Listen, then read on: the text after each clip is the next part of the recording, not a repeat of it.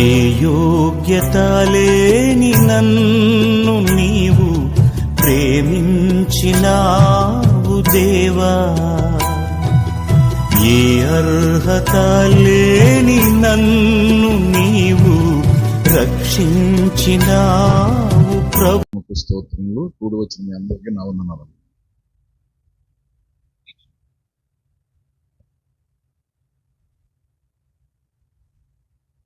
చిన్న ప్రార్థన చేసుకున్నాం. కృపా కనిక్రమ కలిగిన మా ప్రియ పరలోకపు తండ్రి, మీ యొక్క పరిశుద్ధ నామమునకు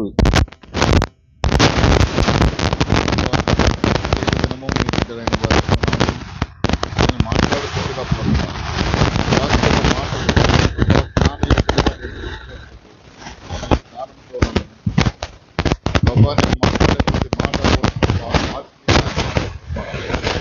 ప్రతి వారి పదే అది ఆత్మలో ఫలింపు చేసి ప్రభావ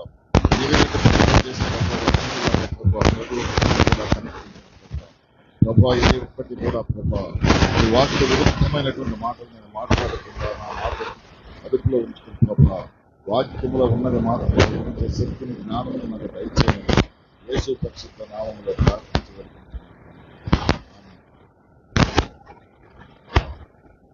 ఈరోజు జనాల నుంచి బయలుదేరాము 9 గంటలకు. 9:30 దారి పొడుగుతా చిన్న చిన్న గ్రామాలన్నింటిలో కూడా స్త్రీలు పురుషులు కూడా తెల్లడి వస్త్రాలు బైబిల్ చేపలు పరుగున మందిరాలకు వచ్చేస్తాం చూశాను. నాకు చాలా సంతోషం, ఆనందం కలిగింది. ఎందుకంటే ఇంతటి ఆసక్తి టౌన్లో ఉన్న చర్చిల్లో కలగదు కదా. పల్లెటూరులో కూడేంత మరి సంతోషంగా అందరూ వెళుతున్నారు చర్చలకి. పెద్దవాళ్ళు కూడా ఎంతో ఇంకా తయారై వెళ్ళిపోతున్నారు. పెదరావుడి దగ్గర నుంచి కూచిపూడి, మరి కూచిపూడి తర్వాత నేను కూచిపూడిలో చాలా చర్చలు ఉన్నాయి. దారిలో అంతా చూస్తూ వచ్చాను. తర్వాత మా అమర్పుడు గోవాడలో కూడా అందరూ కూడా ఆ విధంగా కనిపించి నాకు అనిపించింది మన కూడవల్లో కూడా మన గ్రామంలో కూడా అలాంటి ఆసక్తి మన ప్రజల్లో కూడా చాలా సంతోషంగా ఉంటుంది. ఈరోజు పనులను దేవుడు అడిగేది ఏంటంటే మన ఆసక్తి అంటే దేవుని ఆత్మను వెతుకుతూ దేవుని ఏదో ఈరోజు ముఖ్యంగా చేస్తున్నాం చేశారని దేవుడికి ఇష్టం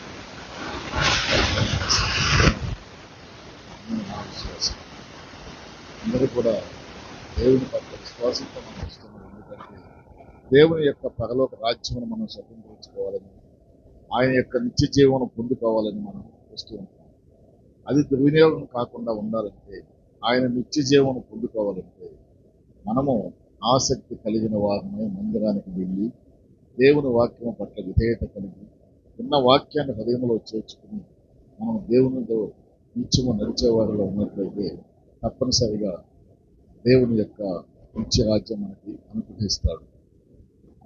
దేవుడు చాలా కనికర సంపూర్ణ. ఎలా అంటే దేవుని యొక్క వాక్యము పరిశుద్ధ గ్రంథమంతా కూడా మనం పరిశీలిస్తే దేవుడు కోరుకున్నది ఏంటంటే పేదలైనటువంటి వారు, దీన దరిద్రులు, విధవరాలు, సంఘంలో ఎన్నికైనటువంటి వారిని నేను వారు నాకు కావాలి. వారికి నేను ప్రత్యేకంగా వారిని ఆహ్వానిస్తున్నాను. ఎందుకు ఆహ్వానించాడనేది వాక్యంలో చూస్తే చాలా వివరంగా కూడా చెప్తారు. ఎందుకనంటే ఇహలోకపరంగా అనేక ఐశ్వర్యాలు, అనేకటువంటి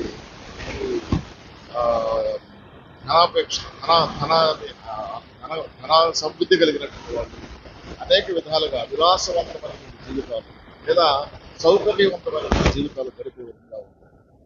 అయితే దేవుడు కోరుకున్న దీన దరిద్రులు కానీ, విధవరాన్ని కానీ, ధన సమృద్ధి లేక, లేదా సమాజంలో అనేక ఇబ్బందులు లేదా శోధనలు వచ్చినప్పుడు వాటిని తప్పించుకోలేక, అనారోగ్య పరిస్థితి ఉంటే దాన్ని బాగు చేయించుకోలేక ఇబ్బందులు పడుతూ ప్రతినిత్యం కూడా వాటితోనే సతమతమవుతూ ఉంటారు. అలాంటి వారికి నేను సృష్టించిన ఈ సృష్టిలో మరి వారు సంతోషంగా లేరు కాబట్టి అలాంటి వారి పట్ల నేను అధికముగా నేను వారిని ప్రేమించి వారి పట్ల కనికరం చూపి వారిని ఇది దేవుని యొక్క వాక్య సారాంశం. అయితే అలాంటి దేవుని యొక్క కనికరం మన పట్ల ఉన్నప్పుడు, దేవుడు పేదవాడిని కోరుకున్నప్పుడు మనం కూడా ఎట్లా ఉండాలంటే ఇంకా ఆసక్తి కలిగిన వాళ్ళము దేవుని మందిరానికి త్వరపడి వెళ్ళటమే కాకుండా అనేక మందిని తీసుకుని వచ్చేవాళ్ళగా ఉండాలనేది నేను మనస్ఫూర్తిగా మీ అందరికీ ప్రేమపూర్వకంగా నేను తెలియపరుస్తున్నాను. భవిష్యత్తులో అందరూ కూడా కొంచెం ఎక్కువ మంది మందిరానికి కావాలని, రాలేనటువంటి వాళ్ళని తీసుకోవాలని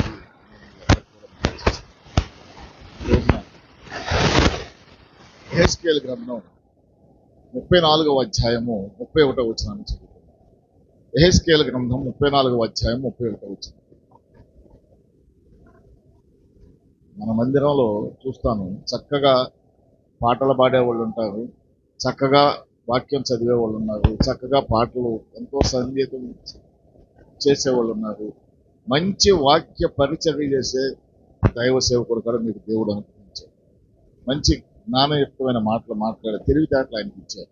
కాబట్టి దానిని ఉపయోగించుకోవాలనే దానికి మాత్రమే నేను మీ అన్ని ఈ విషయాలన్నీ చెప్పాను. యెహెజ్కేలు గ్రంథం 34వ అధ్యాయం 31వ వచనం.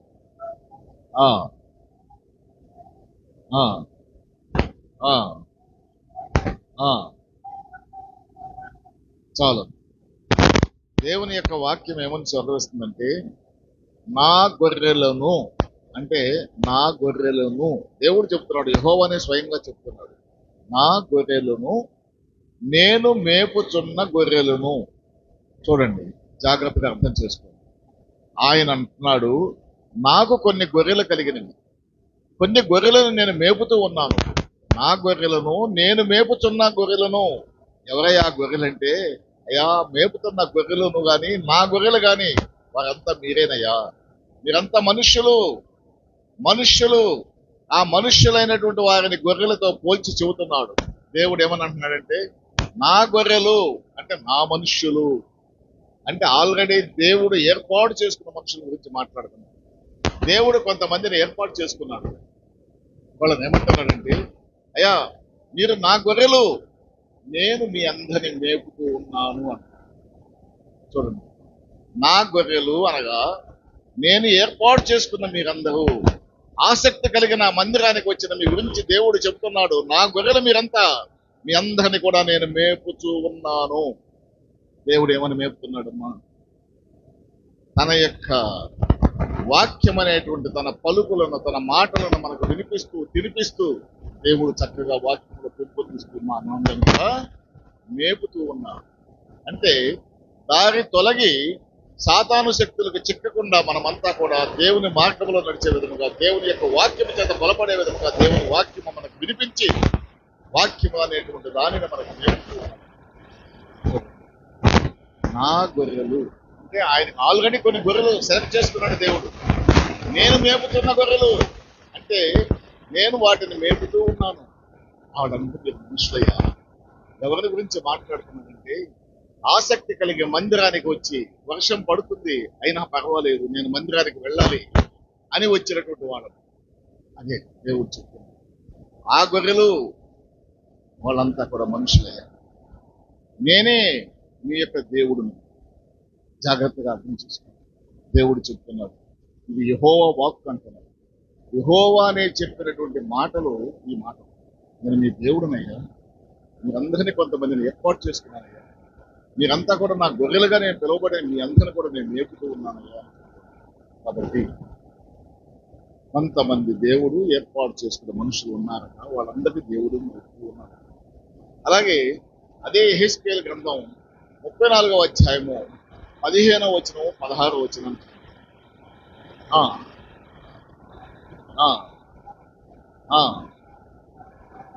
మళ్ళీ ఇంకేమంటున్నాడంటే, నేనే నా గొర్రెలను మేపి అక్కడ పరుండ పెడతానంటే, నేను ఏర్పాటు చేసుకున్న నా ప్రజలైనటువంటి నా గొర్రెలను నేనే వారికి నేను మేపి వాటిని విశ్రాంతి కలుగు చేస్తాను. పరుండ పెడతానంటే విశ్రాంతి. పడుకోవటం అనేది ఎప్పుడు చేస్తామండి? విశ్రాంతి కోసం అని చెప్తున్నా. వాటిని అన్నిటిని కూడా నేను మేపి నేను చక్కని విశ్రాంతి కలుగు చేస్తానంటాడు. ఇక 16వ వచనం చదువు. ఆ, ఆ, ఉమ్, ఆ, ఆ, ఆ, ఆ, ఆ, ఆ,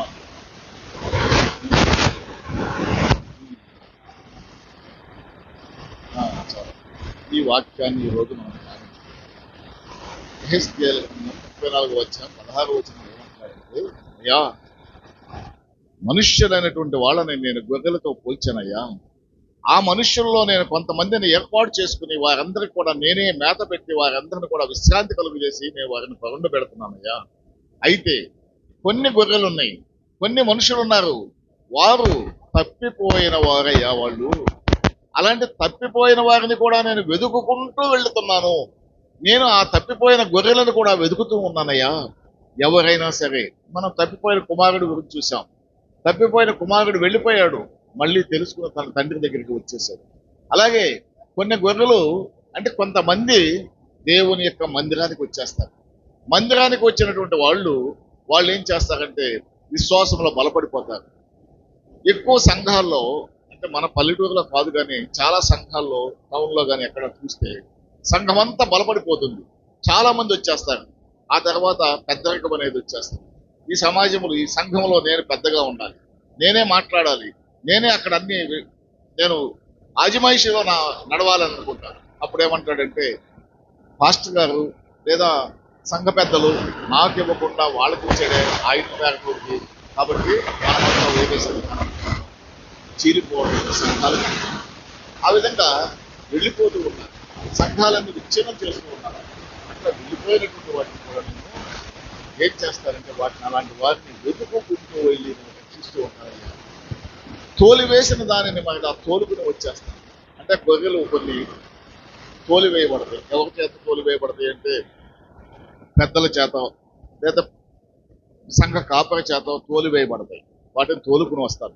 ఈ వాక్యము దేని గురించి చెప్తాడంటే, అంత ఇర్మియా గ్రంథంలో చెబుతాడు. అది మీకు ఇప్పుడు అర్థం కాదు, నేను చెప్పిన చాలా సమయం పడుతుంది. 23వ అధ్యాయంలో చెబుతాడు అనమాట. ఏమని అంటాడంటే ఇజ్రాయేలు యొక్క ప్రజలను గురించి చెబుతూ ఉంటాడు. అది ఇప్పుడు నెరవేరుతూ ఉంది. మీరు ప్రతినిత్యం టీవీ చూస్తే టీవీలో అక్కడ కనిపిస్తూ ఉంటుంది. ఇజ్రాయేల్ ప్రజలందరినీ కూడా చెల్లా చెదురు చేసి ప్రపంచవ్యాప్తంగా తరిమి వేసేశారు. ఇప్పుడు దేవుని యొక్క వాక్య విరుద్ధముగా వాళ్ళు జీవిస్తూ ఉన్న కాలంలో వాళ్ళందరూ కూడా దేవుడు ఏం చేశాడంటే ఇతర దేశాలన్నిటి కూడా తరిమిపోయే విధముగా, వారందరూ కూడా వెళ్ళిపోయే విధంగా వారందరినీ కూడా తరిమేసేసాడు. వారిలో చాలా మంది అనేక దేశాల చల్లా చెదురైపోయి ఉన్నారు. అలాంటి ఇజ్రాయెల్ ప్రజలలో అనేక మంది, కొన్ని వేల మంది ఈవెన్ మన దేశంలో కూడా ఉన్నారు. ఇప్పుడు మేఘాలయ అనేటువంటి ప్రాంతంలో, మణిపూర్ అనేటువంటి ప్రాంతంలో చాలా మంది యూదులు ఉన్నారు. మొన్ననే ఒక సెటిల్మెంట్ జరిగింది ఇజ్రాయెల్ దేశానికి మనకి మధ్య. ఏమనంటే 5,860 మంది యూదులు అక్కడ మణిపూర్లో ఉన్నారట. ఇప్పుడు మన చేబ్రోలులో ఉన్నటువంటి గ్రామంలో కూడా కొంతమంది యూదులు ఉన్నారు. వాళ్ళు ప్రత్యేకంగా ఉంటారు. వాళ్ళు కూలి పని చేసుకుంటారు, మనలాగానే ఉంటారు. కానీ వాళ్ళు తల మీద టోపీ పెట్టుకుని వాళ్ళు యెహోవా దేవుడిని ఆరాధిస్తూ ఉంటారు. ఇప్పటికి కూడా వాళ్ళు మందిరానికి వెళ్ళరు, చర్చికి వెళ్ళరు. ఎందుకంటే వాళ్ళు క్రీస్తుని అంగీకరించరు. వాళ్ళు దేవుడు పాత నిబంధన కాలంలో చెప్పినటువంటి వాటిని పాటిస్తూనే ఉంటారు. అయితే దేవుడు ఏమంటాడంటే ఈ తోలివేసినటువంటి వారందరినీ కూడా తిరిగి నేను ఇజ్రాయెల్ దేశానికి తీసుకుని వచ్చి యూదా రాజ్యాన్ని, ఇజ్రాయెల్ దేశాన్ని అందులో స్థిరపరిచి వారందరినీ కూడా నేను బహుగా ఆశీర్వదిస్తానని చెప్పేసి దేవుడు చెప్పాడు వాక్యంలో. ఎప్పుడు ఇర్మియా గ్రంథం 23వ అధ్యాయంలో చెబుతాడు. అయితే దానిని నెరవేర్చడం కోసము ఇప్పుడు ఏంటంటే దేవుని యొక్క రాక ముందుగా వీరందరూ కూడా ఇజ్రాయెల్ దేశానికి వెళ్ళిపోవాలి. అనేక దేశాల్లో ఉన్న ఇజ్రాయెల్ ప్రజలంతా అక్కడ వెళ్ళిపోయారు. మన భారతదేశంలో వాళ్ళు కూడా అక్కడికి వెళ్ళిపోబోతున్నారు. దానికే సెటిల్మెంట్ అయిపోయింది. దానికోసం అని చెప్పి ఇజ్రాయెల్ దేశం అంట 9 అంటే కొన్ని లక్షల డాలర్లు, అంటే కొన్ని కోట్ల రూపాయలు, ఎన్ని కోట్లు అంటే 100 కోట్లు హెచ్చించాడంట. హెచ్చించి విమానాలను ఏర్పాటు చేసి వీరందరినీ తీసుకెళ్ళడానికి ఏర్పాట్లు చేస్తున్నారు. ఇలా ప్రపంచంలో ఉన్నటువంటి యూదులందరూ కూడా అక్కడికి వెళ్ళాలన్నమాట. దాని నిమిత్తం ఈ వాక్యం రాయబడి ఉంది. యెహెజ్కేలు గ్రంథంలో 34వ అధ్యాయము 16వ వచనం ఉన్నది ఏంటంటే, తోలివేసిన దానిని నేను మళ్ళీ తోలుకొని వచ్చేస్తాను అంటాడు. తోలివేసేసాడప్పుడు దేవుని యొక్క మాట విననందున ఇజ్రాయెల్ ప్రజలందరినీ కూడా తోలివేసేశాడు ప్రపంచవ్యాప్తంగా.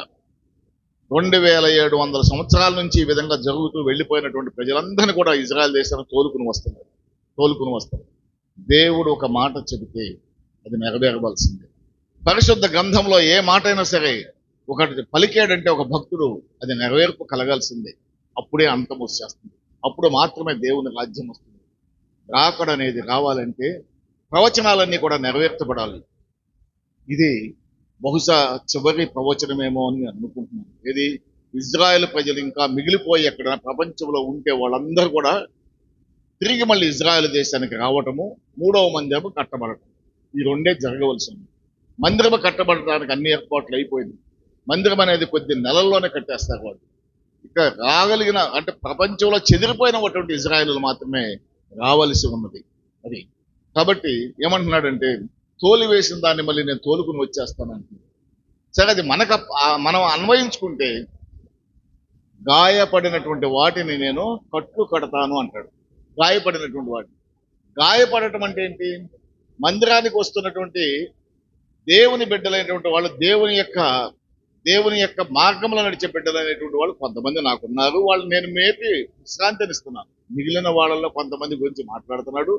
అయ్యా, గాయపడినటువంటి వాటిని కూడా నేను కట్లు కడతాను అంటే, శోధనలు కలిగినటువంటి వాళ్ళు, బాధలు కలిగినటువంటి వాళ్ళు, అస్వస్థతగా కలిగినటువంటి వాళ్ళందరికీ కూడా నేనే కట్లు కడుతూ ఉంటాను అయ్యా. ఎందుకంటే వారిని నేను ప్రేమించాను కాబట్టి వారందరికీ కూడా నేను కట్టు కడతాను. ఆ గాయాలన్నీ కూడా మాన్పేస్తానయ్యా. నేను ఆ శోధనలన్నింటి కూడా తొలగించేస్తాను. దేవుడు శోధనల గురించి చెబుతాడు. శోధనలు అనేటువంటి వాటిని నేనే కలిగిస్తాను కొన్నిసార్లు. ఆ శోధనలు ఎలా కలిగిస్తానంటే, ఆ శోధనలు భరించగలిగినంత మాత్రమే వరకే నేను ఉంచుతాను. భరించగలిగినంత శోధనలు కలిగించి వాటిని తొలగిస్తానని చెప్పి దేవుని వాక్యం చెబుతుంది. మనకి ఏ శోధన కలిగిన అక్కడ దేవుడు నాకు ఈ శోధన కలిగించాడు, ప్రతినిత్యం మందిరానికి వెళ్తున్నాను. ఎప్పుడూ దేవుని మీద నింద వేయటమే కానీ దేవుని వాక్యాన్ని స్వీకరించిన నీవు దేవుడు చెప్పిన ఆ మాటను ఎందుకు గుర్తుపెట్టుకోవు? నీవు భరించగలిగినంత శోధన మాత్రమే నేను కలిగిస్తానని దేవుడు చెప్తున్నాడు. అంతకంటే ఎక్కువ చేయను అంటాడు. దేవుడు శోధన కలిగిస్తాడు. అలా అంటే గొప్ప గొప్ప ప్రవక్తలు, భక్తులు అందరూ కూడా హతసాక్షులు అయిపోయారు. ఇప్పుడు పేతురుని గురించి చెప్పాలంటే, పేతురు మరణమయ్యాడు. పేతురు ఏ విధంగా మరణమయ్యాడు? గొప్ప శిష్యుడు, ప్రథమ శిష్యుడు యేసుక్రీస్తు వారికి. ఎంత గొప్పవాడంటే, పేతురు వెళుతూ ఏది కావాలని నోడితే పలికితే అది అయిపోయేది. అంత గొప్పవాడు. అలాంటి వాడు మరణానికి అప్పగించబడినప్పుడు దేనికోసం మరణానికి అప్పగించబడ్డాడు? అయ్యా, వాక్య పరిచయం చేయొద్దయ్యా, క్రీస్తుని గురించి ప్రకటించొద్దని చెప్పి ఇజ్రాయెల్ ప్రజలు చెబుతూ ఉంటే, నేను దేవుని వాక్యమును ప్రకటించకుండా ఉండలేను అని అన్నారు శిష్యులు. అప్పుడు ఒక్కొక్కరిని సంహరించేశారు. పేతురు ఏమంటాడు తెలుసా? సంహరించేటప్పుడు, చంపబడేటప్పుడు పేతురు పలికినటువంటి ఒక మాట వినండి. ఏమంటాడు తెలుసా? అయ్యా, నన్ను చంపేసేయండి, సిలువ వేసేయండి, నేను భయపడను, నన్ను చంపేసేయండి అయ్యా. కాకపోతే నాది చిన్న కోరిక. ఏం కోరిక తెలుసా? యేసుక్రీస్తు ప్రభుల వారినయ్యా నిటారుగా నిలువబెట్టి సిలువకు మేకులు కొట్టి ఆ విధంగా మరణించే విధంగా చేశారయ్యా. నన్ను ఆ విధంగా చేయొద్దయ్యా. సిలువను కిందకు తిప్పండి అయ్యా. నా కాళ్ళు పైకి వెళ్ళేగా ఉండే చేసి తల కిందకు వచ్చేలాగా, అంటే ఇంకా కఠినతరమైనటువంటి మరణ శిక్ష నాకు విధించండి. యేసు ప్రభు గొప్పవాడయ్యా, ఆయనకు పొందిన మరణము నాకొద్దు, అంతకంటే కఠినమైన మరణము నేను పొందుకోవాలనుకుంటున్నాను. కాబట్టి నన్ను తల్లకిందులు చేసి మరణించే విధముగా నాకు సిలువ వేయండి అని చెప్పేసి పేతురు కోరుకున్నాడు. అలాంటి గొప్ప గొప్ప మరణము పొందుతానికి వాళ్ళు ఇష్టపడ్డారు. ఆ విధంగా 12 మంది శిష్యుల్ని చూడండి, స్టెఫనును చూడండి, అనేక మంది భక్తులను చూడండి. అయితే వారందరూ కూడా శోధనలు పొందలేదా? మరణమును కోరుకున్నారు. నేను దేవుని యొక్క రాజ్యాన్ని పొందుకోవాలి, నేను త్వరగా మరణించాలి అని కోరుకున్నాను. మరి వాళ్ళతో పోల్చుకుంటే మనకొచ్చే శోధనలు ఎంత?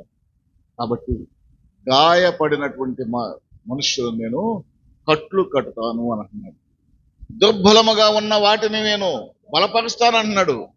అంటే దుర్బలముగా మనం ఆలోచించుకుంటే దేవుడు చెప్పినటువంటి దుర్బలముగా ఉన్న గొర్రెలు ఏవంటే బలహీనముగా దేవుని యొక్క వాక్యము పట్ల విశ్వాసములో బలహీనముగా ఉన్న వాటి గురించి చెబుతున్నాడు. బలహీనముగా ఉన్నటువంటి గొర్రెల గురించి చెప్తున్నాడు.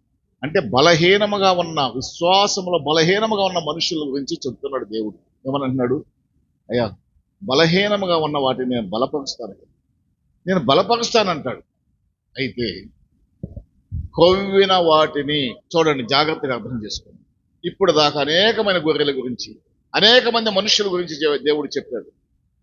ఇక్కడ చివరిగా అంటున్నాడు, కొవ్విన వాటిని, బలమ కలిగినటువంటి వాటిని శిక్ష అనేటువంటి మేత పెట్టి నేను లయపరుస్తాను అంటాడు. జాగ్రత్తగా అర్థం చేసుకోండి. దేవుడు చెబుతున్నాడు. ఇప్పుడు దాకా ఎన్నో ఓదార్పు మాటలు చెప్పేశాడు దేవుడు.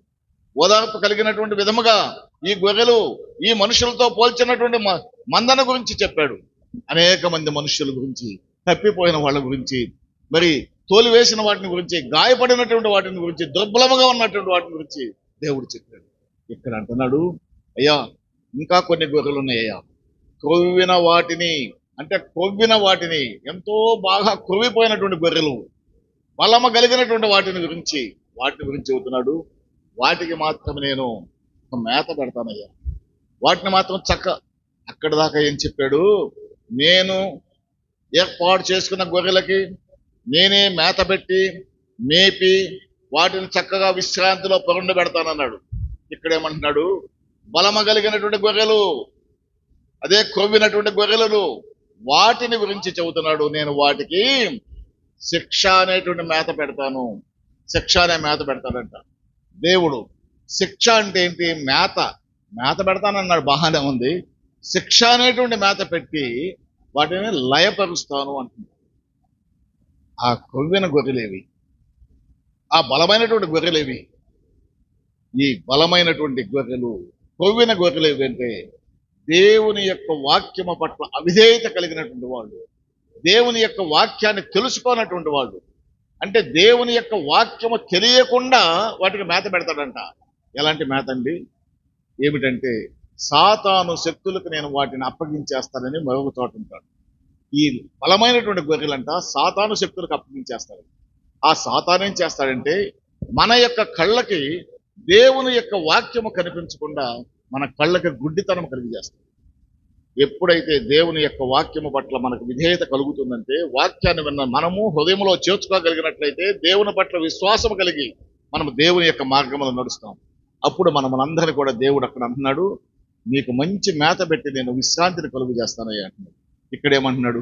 కొన్ని ఉన్నాయ్యా గొర్రెలు, అవి కొవ్విన గొర్రెలు, బలమైన గొర్రెలు, వాటికి మాత్రం నేను ఆ మేత పెట్టను, శిక్ష అనేటువంటి మేత పెడతాను.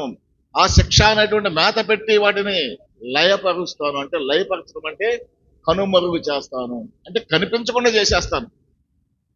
అంటే దాని అర్థం ఏంటంటే, దేవుడు శిక్ష అనేటువంటి మేత ఏదంటే దేవునికి వాక్యము పట్ల అవిధేయత కలిగే విధంగా చేసి, దేవుని యొక్క మార్గమును వారు దరిచేరకుండా చేసి, వారందరూ కూడా శిక్ష అనే మేత ఏదంటే లయపరుస్తాను అన్నాడు కదా. లయపరచడం అంటే దేవుని యొక్క నిత్య రాజ్య వారసత్వము పొందుకోకుండా వారందరూ కూడా నశించబడే విధంగా వారందరూ నాశనము చేసేస్తాను. అంటే ఒక్క మాటలో చెప్పాలంటే రెండవ మరణానికి వారందరినీ కూడా అప్పగించేస్తారు. వారందరూ లయపరచబడతారు. శిక్ష అనేటువంటి మేత అంటే ఏదంటే, శిక్ష అనేటువంటి మేత దేవుని యొక్క వాక్యము పట్ల విధేయత లేకుండా వారందరూ కూడా ఉండడం. ఒక మనిషి దేవుని వాక్యము పట్ల విధేయత లేకుండా ఉండాలంటే ఏం చేయాలండి? ఇహలోకపరమైనటువంటి ఆశల వైపు మొగ్గు చూపాలి. అంటే ఇహలోకపరమైన ఆశలు అంటే మొదటగానే మనం మాట్లాడుకున్నాం, ఐహిక విచారాలన్నీ. ఇక్కడ కనిపించేవన్నీ, మంచి బంగ్లా కావాలి, మంచి కారు కావాలి, ఇహలోకంలో నా దగ్గర డబ్బు బాగా ఉండాలి, నేను ఎదుటివాడికి ఇచ్చే విధంగా ఉండాలి. దేవుని వాక్యం ఏమని చెప్పింది? పేదవాడిని, దీన దరిద్రుడును, ఎన్నిక లేని వాడిని, మరి విధవరాండ్రను నేను ఏర్పాటు చేసుకున్నానయ్యా. ఎందుకంటే వారికి ఇహలోకపరమైనటువంటి ఐశ్వర్యం లేదు, ఇక్కడ జీవించే కాలంలో వాళ్ళంతా సుఖాలను అనుభవించలేదు. అందుకని వారిని నేను పిలుస్తున్నాను, నా యొక్క రాజ్యంలో వారందరికీ కూడా ఐశ్వర్యవంతులుగా చేస్తాను అంటున్నాడు దేవుడు. ఆ రాజ్యంలో ప్రవేశించి అక్కడ ఐశ్వర్యం పొందకుండా నేను వాటిని లయపరుస్తాను. అంటే అర్థం ఏంటంటే, లయపరచబడటం అంటే నిత్య నరకానికి అప్పగించేస్తారు వాళ్ళందరూ. అయితే ఇక్కడ మాత్రము వారందరిని కూడా మేత పెట్టుతాను అన్నాడు. శిక్ష అనే మేత. ఆ మేత ఏదంటే ధనాపేక్ష, ధనాన్ని బాగా సంపాదించాలి. ధనాన్ని ఎప్పుడైతే సంపాదించాలనే ఆకాంక్ష ఉంటుందో వాడు దేవునికి దూరం అయిపోతుంది, దేవునికి దూరం అయిపోతూ ఉంటాడు. ధనాపేక్ష అనేటువంటి మేత, శిక్ష అనే మేత పెట్టేసి వారందరిని కూడా బాగా ఇహలోకపరంగా ఏం చేస్తారట, బాగా బలిసే విధంగా, ఇంకా బలిసే విధముగా, బలమ కలిగిన వాటిగా. ఏమని అన్నాడు?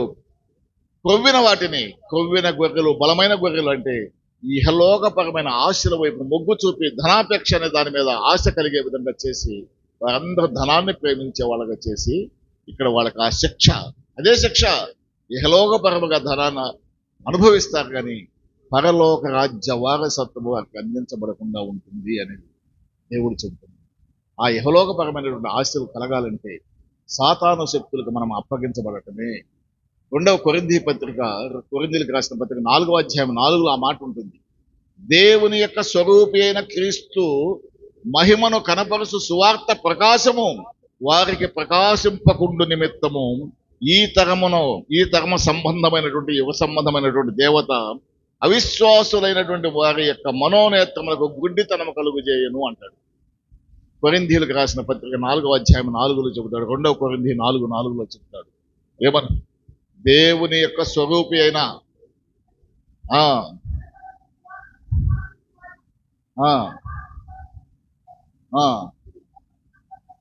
దేవత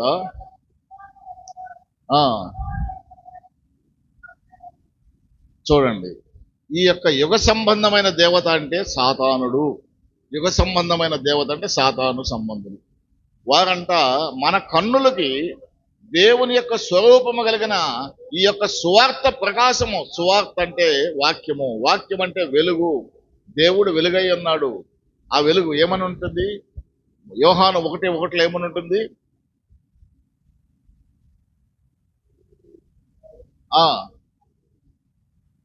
దేవుని యొక్క వాక్యం అంటే వెలుగు. దేవుడు వెలుగై ఉన్నాడు. మనము దేవుని వాక్యము కూడా వెలుగై ఉన్నది. ఇక్కడ ఆ వాక్యం అనేటువంటి వెలుగు మన కన్నుల మీద ప్రకాశింపకుండా ఏం చేస్తుందంటే, యుగ సంబంధమైన దేవత మన కన్నులకు, అంటే వాక్యమును గ్రహించలేని శక్తి, వినలేని శక్తి, చదవలేని శక్తిని చేసే విధంగా మన కన్నులకంట గుడ్డితనం కలిగి చేసేస్తుంది.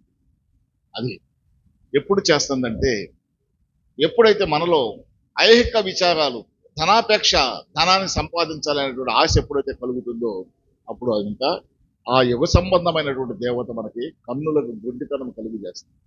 ఏమిటి ఆ గుడ్డితనం అంటే, వాక్యమును వినకుండా, వాక్యమనే ప్రకాశము, వాక్యపు వెలుగు మన కన్నుల మీద ప్రకాశింపకుండా నిమిత్తము యుగ సంబంధమైన దేవతలంట దేవుడు ఉపయోగిస్తున్నాడు. కాబట్టి మనం అర్థం చేసుకోవాల్సింది, ఈ రోజున మనం గ్రహించాల్సింది ఏంటంటే, ధనవంతులను, బలవంతులను దేవుడు ఏం చేస్తాడంటే, ఎందుకు తృణీకరిస్తున్నాడని మనం కనుక ఆలోచిస్తే, ధనం కలిగినటువంటి వాడిని కానీ, మరి బలమైనటువంటి వాళ్ళని కానీ ఎందుకు దేవుడు తృణీకరించి పేదవాడిని మాత్రమే ఏర్పాటు చేసుకుంటున్నాడు అని చెప్పి మనం కనుక ఆలోచిస్తే, దేవుని యొక్క వాక్యం ఒక్క చోట కాదు అనేక చోట్ల స్పష్టంగా చెబుతుంది. ఒక వాక్యాన్ని చదువుకుందాం. ఇర్మియా గ్రంథం 9వ అధ్యాయం 23లో ఏమంటుందంటే, ఇర్మియా గ్రంథం 9వ అధ్యాయం 23వ వచనంలో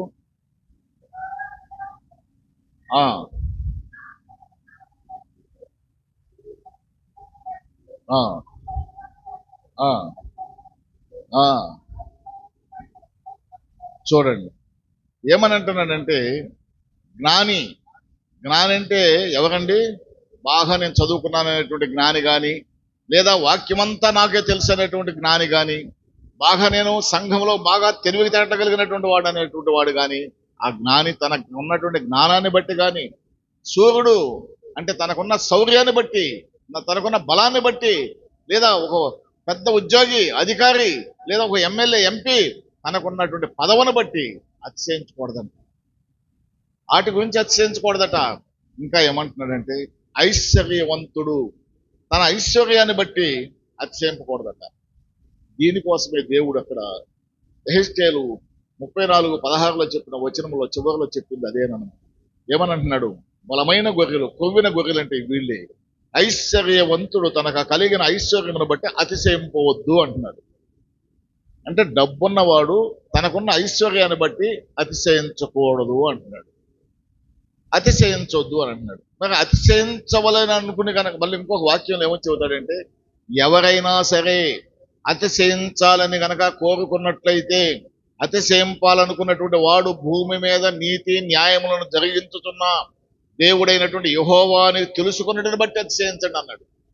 చూడండి, ఎవరైనా మీరు అతిశయించాలంటే మీకున్న ధనాన్ని బట్టి కాదయ్యా, మీకున్న జ్ఞానాన్ని బట్టి కాదు, మీకున్న ఐశ్వర్యాన్ని బట్టి కాదు, శౌర్యాన్ని బట్టి కాదు అతిశయించొద్దయ్యా.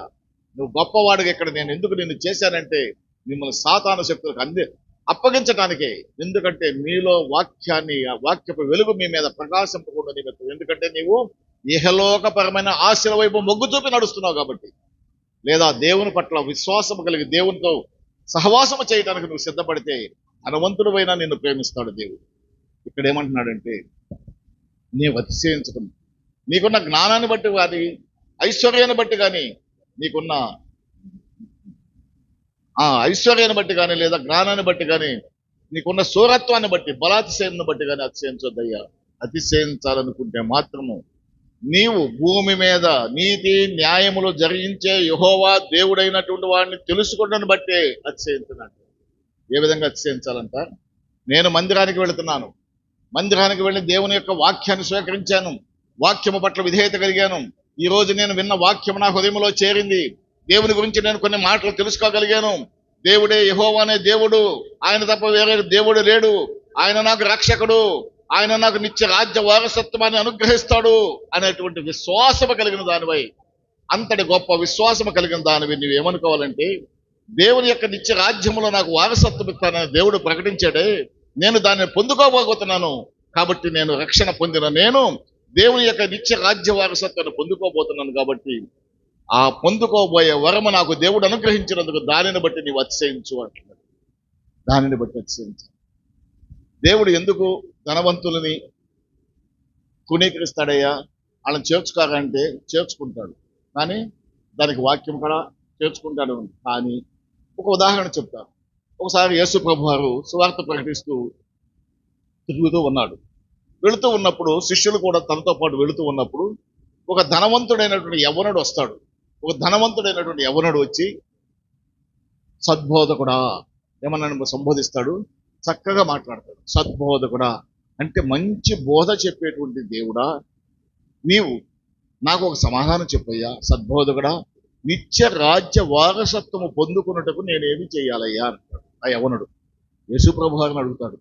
ఒక యవ్వనుడైనటువంటి ధనవంతుడు వచ్చి, సద్బోధకుడా, నిత్య రాజ్యము పొందుట అంటే నీ యొక్క రాజ్య వారసత్వం పొందుటాన్ని నేనేం చేయాలయ్యా అని ఆయన ఏమంటాడంటే, ఆయన అవన్నీ కూడా నీకు తెలుసు కదయ్యా, నరహత్య చేయొద్దయ్యా, వ్యభిచరించొద్దయ్యా, ధనాపేక్ష కలిగిన వాడై ఉండొద్దయ్యా, అబద్ధములు చెప్పొద్దయ్యా, అబద్ధ సాక్ష్యములు పలకొద్దయ్యా అని చెబుతూ ఇవన్నీ కూడా నీకు ఆల్రెడీ చెప్పాడు కదా ధర్మశాస్త్రం అంటే.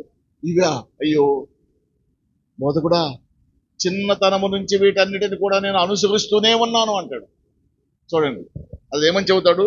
బోధకుడా, బాల్యము నుండి కూడా ఇవన్నీ కూడా నేను అనుసరిస్తూనే ఉన్నాను అని అంటాడు. అప్పుడు యేసు ప్రభువు అంటాడు, అయితే ఆయన వైపు చూసి, అతని వైపు చూసి అతనంట చూడటమే కాదంట, అతన్ని ప్రేమించి, ఆయన ఆ యవ్వనుడు వైపు చూసి అతనನ್ನು ప్రేమించి ఆ యవ్వనుడితో అంటున్నాడు, నీకు ఒక్కటే కొదువుగా ఉందయ్యా, ఒక్కటే కొదువుగా ఉంది, నీకు కలిగినటువంటి ఆస్తిని అమ్మి పేదలకు ఇచ్చేసేయ అని అన్నాడు. ఎందుకన్నాడు? నీవు ధనాన్నే ప్రేమిస్తున్నావు కాబట్టి నన్ను ప్రేమించే శక్తి నీలో లేదయ్యా, ధనం మీద ఉన్నంత ప్రేమ నాలో లేదయ్యా అని చెప్పి గ్రహించిన వాడై ఆయననంట ప్రేమించి ఆ యవ్వనుడే, అయ్యా అన్ని బాగానే ఉన్నాయి కానీ నీకు ఒక్కటే కొదువుగా ఉంది, నీకున్నటువంటి ధనాన్ని అమ్మి పేదలకు ఇయ్యా. అతడు మిక్కిలి ధనవంతుడు కాబట్టి ఆ యవ్వనుడు వ్యసన పడినటువంటి వాడై అక్కడి నుంచి వైదొలిగి వెళ్ళిపోయాడు. వ్యసన పడిపోయాడు. అంటే ఇదేంటి, ఇంత ఆస్తి నా తల్లిదండ్రులు సంపాదించారు, నా తాత ముత్తాతలు సంపాదించారు, నేను ఇంత సంపాదించాను, ధనాన్ని అంత పేదలకు ఇవ్వాలంటున్నాడు, ఇది ఎక్కడ న్యాయం అని చెప్పేసి వ్యసన పడి, అంటే మనసులో కలత చెందిన వాడై, బాధ నొందిన వాడై అక్కడి నుంచి వెళ్ళిపోయాడు. అప్పుడు యేసు ప్రభువు అంటారు, ధనవంతుడు పరలోక రాజ్యంలో చేరే కంటే సూది బెజ్జముల ఒంటి దూరటము మొయలు అంటాడు. అంటే అది చాలా కష్టము అని చెప్పి చెబుతానికి అది ఒక ఉపమానంగా చెప్పాడు దేవుడు. అంటే ధనవంతులు పరలోక రాజ్యంలో అసలు చేరగలరు అక్కడ చెప్పినా కూడా వాళ్ళు కూడా వెళతారంటాడు. నీవు ధనాన్ని ప్రేమించిన విధముగా నీవు దానికంటే ఎక్కువగా గనక దేవుని గనక ప్రేమించినట్లయితే ధనాన్ని దేవుడే ఇచ్చేస్తాడు. ధనాన్ని దేవుడే ఇచ్చేస్తాడు. సొలొమోను రాజుని దేవుడు ప్రత్యక్షంగా నీకు ఏం కావాలయ్యా అని, ఇంకా గొప్ప గొప్ప రాజ్యం ఇచ్చేవయ్యా, ఇంకా ధనాన్ని ఇచ్చేసేయి, ఇతర దేశాలని జయించేటువంటి శక్తిని ఇచ్చేసి అని కోరలేదు. నీవు నాకు ఇచ్చిన ఇంతమంది ప్రజలకి నేను న్యాయము తీర్చేటువంటి జ్ఞానమును దయచేయనన్నది. శభాష్, బాగా చేసావయ్యా, మంచి కోరిక కోరావు. వాటితో పాటు నీకు ధనాన్ని కూడా సమకూరుస్తాను. నీ అంత ధనవంతుడు, నీ అంత గొప్ప ఐశ్వర్యవంతుడు ఈ ప్రపంచంలో ఇప్పటి కాలంలో ఎవ్వరు లేకుండా నేను ఆశీర్వదిస్తానని. అలా 2-3 రాజులను కూడా ఆశీర్వదించారు దేవుడు. ఎందుకని? వారు ధనాపేక్ష లేని వాళ్ళు, దేవుని పట్ల విశ్వాసం కలిగిన వాళ్ళు, దేవునికి నమ్మకం కలిగింది.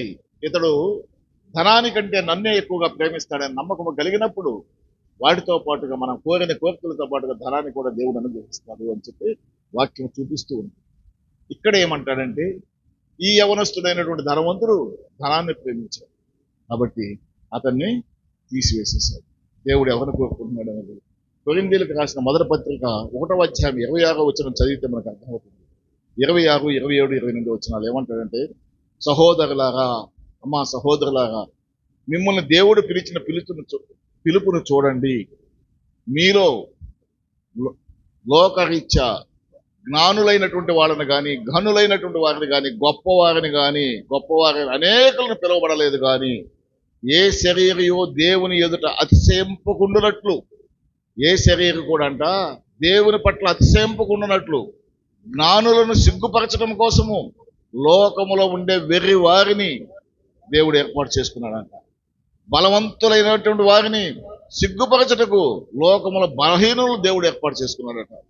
ఎన్నికైన వారిని వ్యర్థము చేయుటకు, అంటే ఎన్నికైన వారంటే ధనవంతులు, పెద్ద అధికారులు, పొలిటీషియన్స్ను వాళ్ళనంట వ్యర్థము చేయటము లోకములో ఉన్నటువంటి నీచులైనటువంటి వారిని, తృణీకరింపబడినటువంటి వారిని దేవుడు ఏర్పాటు చేసుకున్నాడు. మరొక చోట చెబుతాడు, దీన దరిద్రులను నేను ఏర్పాటు చేసుకున్నాను, విధవరాండ్రులను నేను ఏర్పాటు చేసుకున్నాను, లోకములో ఎన్నిక లేని వారిని నేను ఏర్పాటు చేసుకున్నాను. ఇక్కడ కాడ చెప్తున్నాడు, లోకములో ఎవ్వరు ఎన్నిక లేనటువంటి వాళ్ళని నేను పిలుస్తున్నానయ్యా, వారి కోసం నా రాజ్యాన్ని నేను అనుగ్రహిస్తానని చెప్తుంది. దేవుని యొక్క వాక్యం అంత స్పష్టంగా లేదు. ఇక్కడ బలవంతుని తీసుకోవట్లేదు. బలవంతుని ఎందుకు వద్దానంటే, బలవంతుడు లేదా ఐశ్వర్యవంతుడు దేవుని పట్ల చూపించే విశ్వాసం కంటే తన ధనం మీద ఎక్కువగా ప్రేమ చూపిస్తాడు. దాని గురించి దేవుని యొక్క వాక్యము మనం ఆ విధంగా మనకు అర్థమవుతుంది. ఆ విధంగా లోకములు అల్పులైనటువంటి వారిని, దరిద్రులైనటువంటి వారిని దేవుడు ఏర్పాటు చేసుకున్నాడు. ధనికులైనటువంటి వాళ్ళని తృణీకరించేశాడు. కాబట్టి మనకు దేవుడు అంత ఆధిక్యత మనకిస్తున్నాడు. అంత గొప్ప ఆధిక్యత మనకిచ్చినప్పుడు మనము ఎప్పుడు కూడా ధనము కంటే దేవుని ప్రేమించేవారు, మనకిచ్చిన ఆధిక్యతను మనం నిలుపుకునేవాడు. దేవుడు మన పట్ల చూపించలేకపోయి కరుణ, కృప ఆ దానిని ఉపయోగించుకుని మందిరానికి రావటానికి వేగిరపడిన వారమై, మంచి ప్రేమ కలిగినటువంటి వాళ్ళమై, మరి ఆసక్తి కలిగినటువంటి వాళ్ళమై మందిరానికి వచ్చేవాళ్ళం. అనేక మంది మందిరానికి తీసుకుని వచ్చేవాళ్ళు ఉన్నారు. చూడండి, మీ అందరికి కూడా తెలుసు, ధనవంతుడు లాజరు గురించి మనకు తెలుసు. అనేక సార్లు విన్నాం. అక్కడ లాజరుకి మరి మన అబ్రహాము రొమ్మున ఆనుకుని ఉన్నాడు, సేద తీరుతూ ఉన్నాడు. మరి ఆ ధనవంతుడేమో, ఓ అబ్రహామా, తండ్రి అయినటువంటి అబ్రహామదేవా, అబ్రహామా, ఒక్కసారి ఆ లాజరును పంపించి ఆయన ఏలి కొనతో నాకు ఒక్క చుక్క నీరు నా నాలుక మీద వేసేలాగా చెయ్య, పాతాళం మీద సంభాషణ. అక్కడ ఆ ధనవంతుడు మరి ఆ విధంగా కోరినప్పుడు, అయ్యా నీకును మాకును మధ్య ఒక అగాధం ఉందయ్యా, ఆ అగాధం అనే దాన్ని దాటుకుని మేము రాలేమయ్యా అని. అయితే ఒక్క చిన్న సహాయం చేయి అబ్రహాము, నేను వెళ్ళి ఈ ధనాన్ని ప్రేమిస్తూ ఉన్నటువంటి నా మిగతా సహోదరులతో నేను ఒక్కసారి, అయ్యా అక్కడ నరకం అనేది ఇంత ఘోరంగా ఉంది, నేను అనుభవిస్తున్నాను, మీరు కాడ అది రావద్దయ్యా, వాళ్ళకి ఒక్కసారి నేను చెప్పొస్తాను అంటే, అక్కడ లోకంలో అనేక మంది ప్రవక్తలు ఉన్నారయ్యా, అనేక మంది బోధకులు ఉన్నారయ్యా, వాళ్ళు వాక్యాన్ని చెబుతారు. వాళ్ళు చెప్పినప్పుడు విననప్పుడు నీవు వెళ్ళి చెప్పినా కూడా నీ మాట కాడ వినరయ్యా అని చెప్పాడు. చూడండి ఎంత స్పష్టంగా దేవుని వాక్యంలో మనకు అర్థమయ్యే రీతిలో ఎన్ని ఉదాహరణలు, ఎన్ని ఉపమానాలు దేవుడు చెప్తూ ఉన్నాడు. కాబట్టి ధనాన్ని ప్రేమించి అంటే ఇహలోకపరమైనటువంటి ఆశల వైపు మొగ్గు చూపే వారిని మనం తృణీకరిస్తానని దేవుడు చెప్తున్నాడు. ఇహలోకపరమైనటువంటి ఆశలు, ఇహలోకపరమైనటువంటి కోరికలు అంటే కంటికి కనిపించే వాటిని ప్రేమించేవారు. దేవుని యొక్క ప్రేమ కంటికి కనిపించదు. దేవుని గురించి వాక్యము కంటికి కనిపించదు.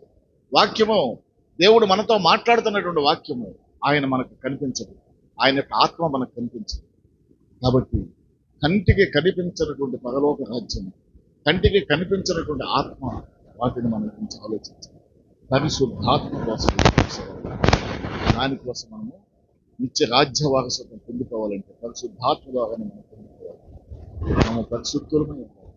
మనం పరిశుద్ధులమై ఉండాలంటే మన హృదయంలో వాక్యం హృదయంలో చేర్చుకునే వారికి ఉన్నట్లయితే మనం అందరం కూడా దేవుని యొక్క రాజ్యాన్ని చూడండి. ఆ మాట చెప్తాను, ధనవంతులైన వారు, ధనులైనటువంటి వాళ్ళ గురించి మనం ఏమనుకుంటాం, వాళ్ళు ఇక్కడ ఎన్నో సుఖ సంతోషాలు అనుభవిస్తున్నారు కదా, మనకు అది లేదు కదా, మనం ఎందుకు పొద్దాక ఎప్పుడో పరలోక రాజ్యం ఉందంటున్నారు, అది ఉందో లేదో మనకు తెలియదే అని బాధపడే వాళ్ళు చాలా మంది ఉంటారు. వాళ్ళ గురించి ఒక మాట చెప్తారు. కీర్తన గ్రంథంలో ఏమంటాడంటే 49వ అధ్యాయం 16వ వచనంలో ఏమంటాడంటే, ఒకడు ధన సంపన్నుడైనప్పుడు వాని ఇంట ఘనత విస్తరించినప్పుడు మీరు మాత్రం భయపడొద్దు అంటాడు. ఎవరైనా సరే బాగా ధనాన్ని సంపాదించుకుంటే, ఎవడైనా సరే వాడి ఇంట్లో బాగా ఘనత అంటే మంచి ఇంటి నిండా కారులు, ఇంటి నిండా బంగ్లాలు ఎన్నో ఉన్నాయి అనుకోండి, వాళ్ళని చూసి మాత్రం మీరు ఎప్పుడు కూడా భయపడొద్దు, అసూయపడొద్దు అంటాడు. ఏమని అంటాడంటే, వాడు గనక చనిపోయినప్పుడు ఏమి కూడా కొనిపోడు, వాని యొక్క ఘనత వాని వెంట పోనే పోదు అని అంటాడు. చాలు, వాడి ఘనత వాడితో పోదు అంటాడు. అది అలెగ్జాండర్ గురించి నేను ఒకసారి చెప్పాను, ఇక్కడ చాలాసార్లు విని ఉంటారు. గొప్ప రాజు, ప్రపంచాన్ని జయించాలనుకున్నాడు, చిన్న జగపీడితుడైపోయాడు. వెంటనే మన దేశానికి ఇక్కడ వచ్చాడు. ఇక్కడ నుంచి జగం వస్తే తగ్గలేదు. వెంట ఎంతో మంది జ్ఞానులు పిలిపించాడు, శాస్త్రులు పిలిపించాడు, వైద్యులు పిలిపించాడు, తగ్గలేదు, జ్వరం తగ్గలేదు. విషజ్వరం వచ్చేసింది. వెనక్కి తీసుకుని వెళ్ళబడ్డాడు. ప్రపంచంలో ఉన్న మేధావులైనటువంటి డాక్టర్లందరినీ పిలిపించాడు, వైద్యులను, అందరూ వైద్యం చేశారు, ఆయన తగ్గలేదు. ఎంతో ధన సంపన్నత, ఎంతో ప్రపంచాన్ని జయించేశాడు. అలెగ్జాండర్ అంటే గొప్ప వీరుడు అని చెప్పి పేరు తెచ్చుకున్నాడు. ఎవరుడైనటువంటి వాడు. అతడు మరణశయ్యమే ఉన్నప్పుడు అతనికి తెలిసి వచ్చింది, నేను ఇంత ధనాన్ని సంపాదించాను, ఇన్ని రాజ్యాలు వశం చేసుకున్నాను, కానీ మరణాన్ని జయించలేకపోతున్నాను అనుకున్నాడు. అప్పుడు తనకి వైద్యము చేసిన ప్రధానమైనటువంటి డాక్టర్లందరినీ కూడా పిలిచాడు. తన యొక్క సైన్యంలో అధికారులైనటువంటి వారిని అందరినీ కూడా పిలిచి వాళ్ళతో ఒక మాట చెప్పాడు. ఓ వైద్యులారా,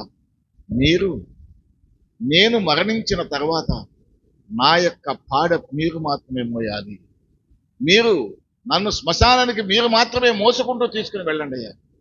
మీరు తీసుకుని వెళ్ళేటప్పుడు ఆ శ్మశానం పెట్టెలో మీరు నన్ను పెట్టినప్పుడు నా చేతులు బయటికి పెట్టండి, నా 2 చేతులు బయటకు చాచే విధంగా ఉంచండి, మీరు మోస్తూ ఉండండి.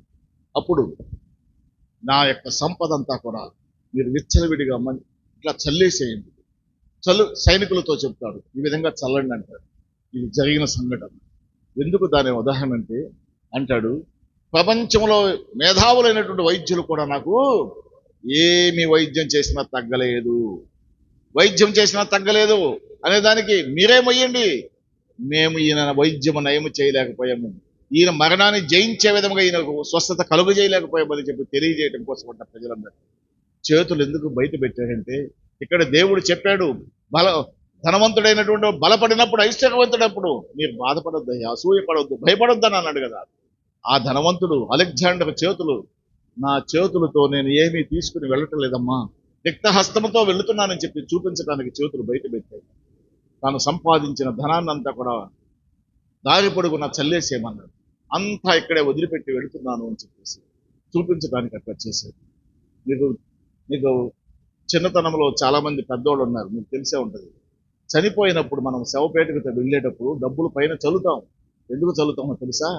అలెగ్జాండర్ ఆ విధంగా చెప్పాడు, అయ్యా నేను సంపాదించిన ధనము ఉపయోగం లేదు, ఇదిగో చూడండి నా శవపేటిక పక్కనే పడవేయబడుతున్నాయి అని చెప్పి సాదృశ్యంగా చేస్తూ ఉంటాం.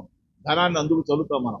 అది మనకు తెలియకుండానే మనం పావలాలు 10 రూపాయలు చల్లేవాళ్ళం, వాటిని ఏరుకునే వాళ్ళం చిన్నప్పుడు. నేను ఆ విధంగా దేవుడు స్పష్టంగా ధనవంతుల గురించి చెప్తూ వచ్చాడు. కాబట్టి ఎవరు కూడా మరి ఇహలోకపరమైన ఆశల వైపు మొగ్గు చూపకుండా మరి మనమందరం కూడా దేవుని యొక్క నిత్య రాజ్యవారసత్వం పొందుకోవాలంటే ఆయన వాక్యము పట్ల విధేయత కలిగి ఆసక్తి కలిగిన వారే మందిరానికి వచ్చేవాళ్ళగా ఉండాలి. కాబట్టి మనమందరము కూడా దేవుణ్ణి ఒప్పుకునేవాళ్ళగా, అంటే పరలోక రాజ్యం దొరకాలి అంటే దేవుడు ఒకటే చెప్తున్నాడు, అయ్యా మీరు నన్ను ఒప్పుకొనండి, నా యందు విశ్వాసం ఉంచండి. నా యందు విశ్వాసం ఉంచినట్లయితే మిమ్మల్ని అందరినీ కూడా నేను తండ్రి వద్ద మీ గురించి నేను ప్రార్థన చేసి మీ గురించి నేను అక్కడ దేవుని అడుగుతూ ఉంటాను, తండ్రిని అడుగుతాను అని చెప్పేసి దేవుని వాక్యం చాలా స్పష్టంగా చెప్తుంది. మత్తయి సువార్తలో చెబుతాడు 10:32 ఏమని చెబుతాడు తెలుసా? మనుషుల ఎదుట ఎవడైతే నన్ను ఒప్పుకొనునో పరలోకమందు నా తండ్రి ఎదుట నేను వాడిని ఒప్పుకుంటాను అంటాడు. మనుషుల ఎదుట ఒప్పుకోవడం అంటే నీవు క్రైస్తవుడైనందుకు సంతోషించాలి. క్రైస్తవుడైనందుకు మనము ఏది బైబిల్ చాలా మా చర్చిలో కూడా కొంతమంది బైబిల్ ఏం చేస్తారు, బయట వాళ్ళందరూ చూస్తారేమో అని చెప్పి ఒక మూల పెట్టేసి మళ్ళీ వస్తారు, వచ్చి ఆదివారం వచ్చి తీసుకున్నామని. అంటే ఏంటంటే నీవు క్రైస్తవరాలని అని చెప్పి చెప్పుకుంటానికి నీకు భయము, పక్క వాళ్ళు చూస్తారేమో అనేటువంటి భయము. అంటే నీకేంటి, దేవుని పట్ల విశ్వాసం అనేది చాలా తక్కువ, అందుకని అక్కడ వెళ్ళిపోతుంది.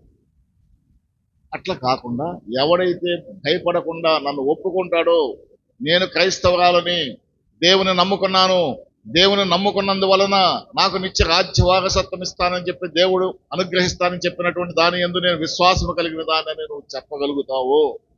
అప్పుడు దేవుడు ఏమంటున్నాడంటే నీ గురించి కూడా నేను నా తండ్రి వద్ద అలాగే చెప్తాను, ఈమె నా కుమార్తె, ఇతడు నా కుమారుడు, నన్ను గురించి గొప్పగా చెప్పాడు, అతను నేను ఏర్పాటు చేసుకుంటున్నాను, కాబట్టి తండ్రి నువ్వు ఇక్కడ ఒప్పుకో అని చెప్పి అక్కడ అంటాడట. మనుష్యుల ఎదుట ఎవడైతే నన్ను ఎరగనని చెబుతాడో వారిని పరలోకమందున నా తండ్రి ఎదుట కాడ వీడెవడో నాకు తెలియదని చెబుతానని చెప్పేసి మరొక వాక్యాలు చెబుతున్నాను. కాబట్టి అమ్మా, మందిరానికి ఆసక్తి కలిగినటువంటి వాళ్ళమై మనం అందరం కూడా వెళ్ళే వాళ్ళముగా ఉండాలి. కాబట్టి దేవుడు చెప్పిన వాక్య ప్రకారముగా మనం ఒక్కటే గుర్తుపెట్టుకుంది, నా గొర్రెలు అనే దాంట్లో మనం ఉండాలి. నా గొర్రెలను నేను మేపుచున్న గొర్రెలు అనేటువంటి మీరు మనుష్యులు అని చెప్పేసి దేవుని యొక్క యెహెజ్కేలు గ్రంథం 34:31 ఏమని చెప్పాడు, నేను ఏర్పాటు చేసుకున్న గొర్రెలైనటువంటి మీరంతా మనుషులు. దేవునికి అంత ఆల్రెడీ కొన్ని గొర్రెలు కలిగినాయి. ఆ గొర్రెల మందలో మనమంతా ఉండాలి. దేవుని మందిరానికి వస్తున్న మనమంతా కూడా ఆ గొర్రెల మందలో ఉండాలని చెప్పి దేవుడు చెప్తున్నాడు. నేను ఆల్రెడీ కొన్ని ఉన్నాయ్యా, వాటిని చక్కగా నేను మేపి విశ్రాంతిలో ప్రవేశపెడతానని చెప్పాడు. ఆ విశ్రాంతి కలుగు చేసే గొర్రెలలో మనము మళ్ళీ యుగ సంబంధమైన దేవత చేతికి అప్పగించబడకుండా, అంటే ఇహలోకపరమైనటువంటి కోరికలు మనకు కలగకుండా మనసును స్థిరపరచుకుని నిరీక్షణ కలిగిన వారమే మనం పొందుకున్న రక్షణని దేవుని యొక్క రాకడ వచ్చే పర్యంతం కూడా కొనసాగించాలని దేవుని యొక్క వాక్యములో చెప్తున్న దానిని బట్టి దేవుడు అంటున్నాడు, నా గొర్రెలయ్యా, నేను ఏర్పాటు చేసుకున్న గొర్రెలు, వాటిని బాగా మేపి నేను పరుండి పెడతాను, విశ్రాంతిని ఇస్తాను అన్నాడు. ఆ విశ్రాంతి పొందేవారు మనందరం కూడా ఉండే విధంగా మన యొక్క మనసును స్థిరపరచుకుని మనమందరం కూడా దానికోసం ఎదురు చూసేవాళ్ళు ఉండాలి. అంతేగాని 15-16 వచనాల్లో చెప్పినట్టుగా మనము కొవ్విన గొర్రెలలాగా, బలిసిన గొర్రెలలాగా, తప్పిపోయిన గొర్రెలలాగా, తోవ తప్పిన గొర్రెలాగా మరి వాటిలాగా మనం ఉండకూడదు. మా గాయపడిన గొర్రెలాగా కూడా ఉండకూడదు. శోధన గురించి బాధపడకూడదు. శోధన జయించినటువంటి వాళ్ళంలో ఉన్నారు. ఇహలోకపరమైన ఐశ్వర్యాలు, ఇహలోకపరమైనటువంటి ఐహిక విచారాల గురించి వాటిని జయించి దేవుని యొక్క మార్గంలో ఉన్నట్లయితే దేవుడు ఏర్పాటు చేసుకున్న గొర్రెల మందలో మనము కూడా ఉండేవారుగా ఉంటాము. ఈ రోజు దేవుని యొక్క వాక్య సందేశం అలాంటి గొప్ప కృప దేవుడు మనలో ప్రతి ఒక్కరికి అనుగ్రహించింది కాదు.